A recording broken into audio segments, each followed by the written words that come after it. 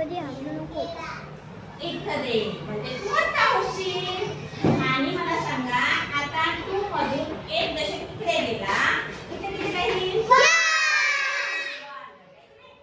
आणि 1 तिकडे आला मग इथे किती होईल? 16. आता घर मोठं झालं की नाही हा? आता 6 झाला 16 बरोबर? आता 16 मधून 9 मायनस होईल की नाही होईल? 16 मायनस 9 किती? किती राहील? Very good. आता पुन्हा काय करायचं आता आपल्याला 1 मायनस 8. आता पुन्हा तोच प्रश्न. 1 चं छोटं 8